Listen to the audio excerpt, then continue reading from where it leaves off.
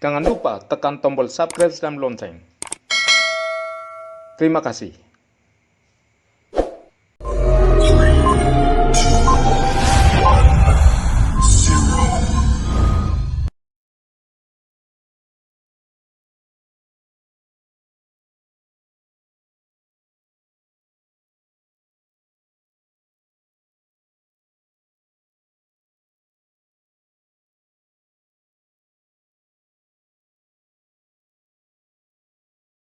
Agus. Ya, Bu.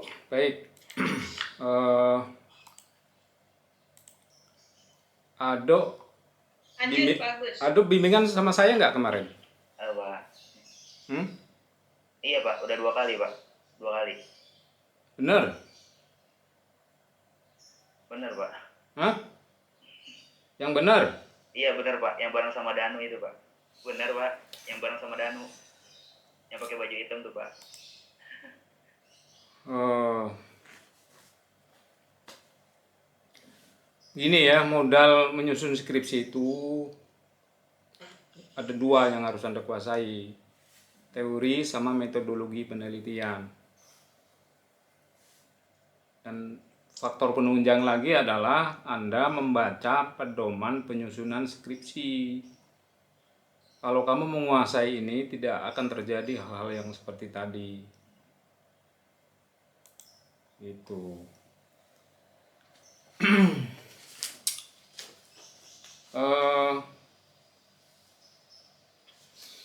Masukan saya yang pertama dari bab 1 nih ya. Tabel. Menyusun tabel itu. Jadi gini, Anda tahu nggak sih bikin latar belakang masalah? Sajikan masalah. Dari mana masalah itu? Anda menyajikan berbagai fenomena.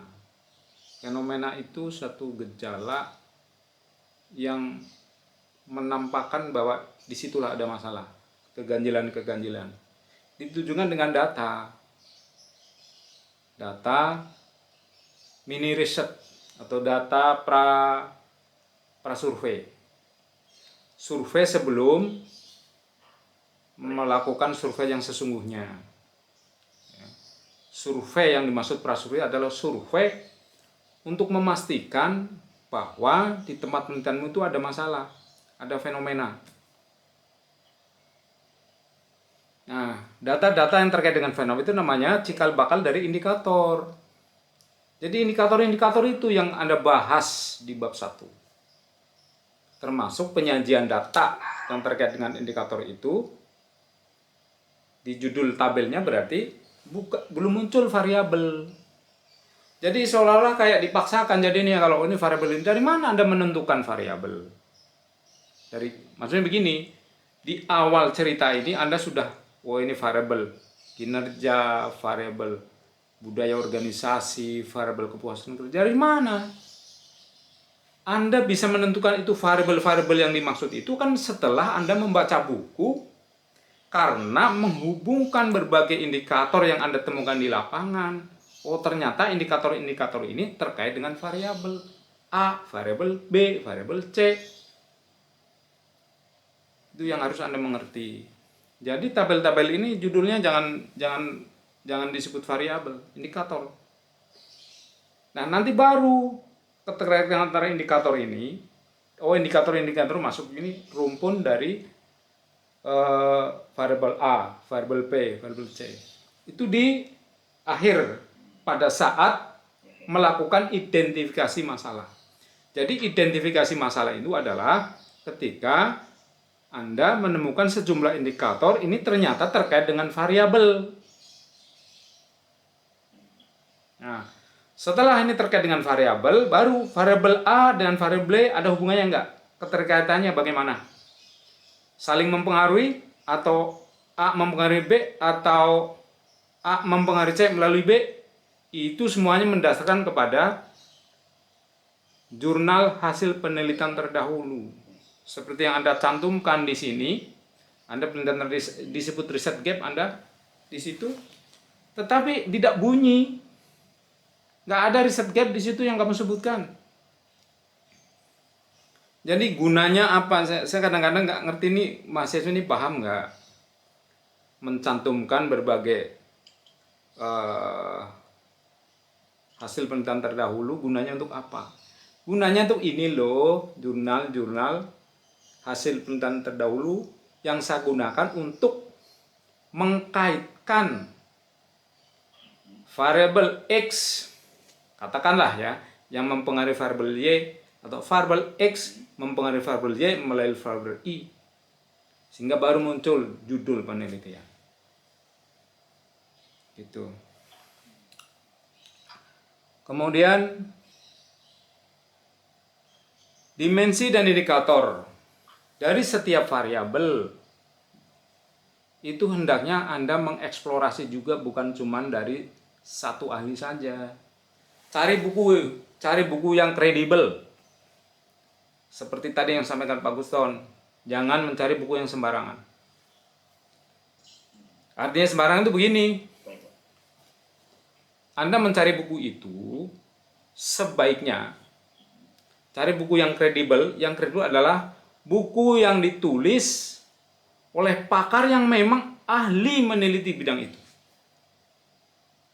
Salah satu cirinya buku itu adalah si penulis buku itu memiliki definisi sendiri, bukan kata orang lain, kata dia. Nah, kalau dia pernah melakukan penelitian itu, penelitian tentang variabel itu, pasti dia punya dimensi dan indikatornya juga. Kalau ada definisi dari suatu variabel, kok tidak mencantumkan dimensi dan indikator, jangan dipakai. Jadi kamu bilang tadi di bukunya nggak ada, seperti tadi katakan ditanya Pak Guston, di bukunya nggak ada dimensi dan indikator, ya nggak usah dipakai. Itu pun tidak cukup. Kalau sudah lengkap ada dimensi dan indikatornya, kalau itu tidak relevan dengan indikator-indikatormu yang kamu temukan di lapangan, yang kamu sajikan di latar belakang masalah, kenapa harus dipakai? Kenapa harus dipaksakan? Hanya karena keterbatasanmu untuk mendapatkan buku itu. Ya, paham ya?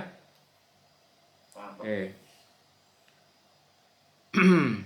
Kemudian di bab 2 selanjutnya adalah ini soal pengembangan tinjauan teori. Di sini ada budaya organisasi, nanti tambahkan ya, tipologi budaya organisasi itu macamnya apa?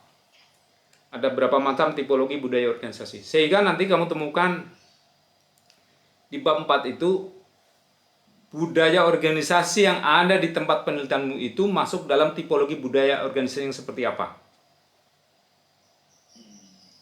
Termasuk kepuasan. Di sini kepuasan menjadi intervening variable. Anda juga harus di bab 2 ini memasukkan teori-teori tentang kepuasan kerja. Ya. Itu. Supaya kaya pembahasannya. Kemudian di bab 3, desain penelitian.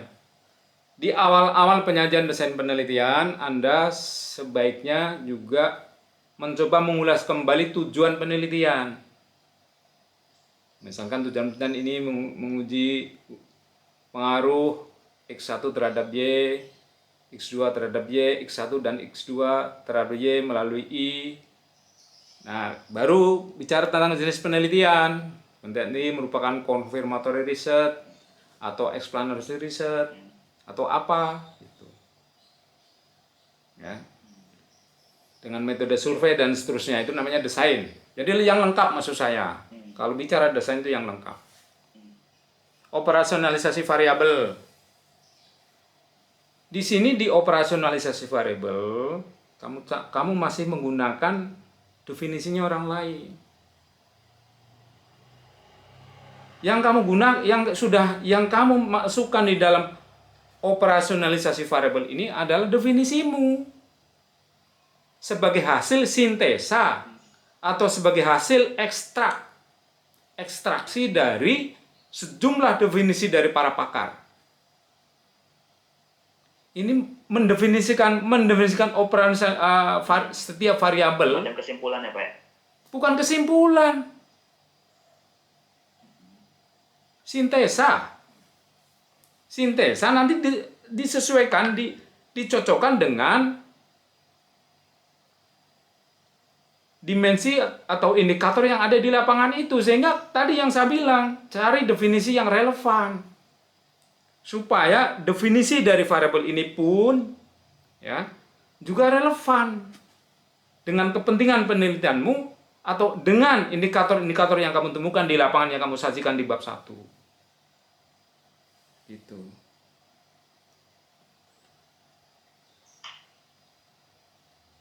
Kemudian statistik deskriptif dan statistik untuk uji hipotesis ya, inferensial. Ya. Ini kalau sudah di pembahasan, ini dua-duanya itu digunakan. Jangan seolah-olah statistik deskriptif itu tidak ada gunanya untuk pembahasan, hanya untuk nambah-nambah aja. Nggak boleh begitu, harus digunakan. Ya, termasuk identifikasi responden yang kamu tanyakan kepada responden di dalam kuesioner itu. Apa yang ditanyakan sesuai dengan kebutuhanmu. Kamu harus punya daya prediksi. Kira-kira data yang saya butuhkan yang terkait dengan profil responden ini adalah ini. Jangan asal nulis, pokoknya profil responden ya paling-paling sekitar umur, jenis kelamin, penghasilan, jabatan, masa kerja, enggak itu. Karena apa? Itu kan data juga yang suatu ketika dibutuhkan di dalam membahas di bab 4. Itu saja dari saya, Bu Yuselinda, terima kasih. Jangan lupa tekan tombol subscribe dan lonceng. Terima kasih.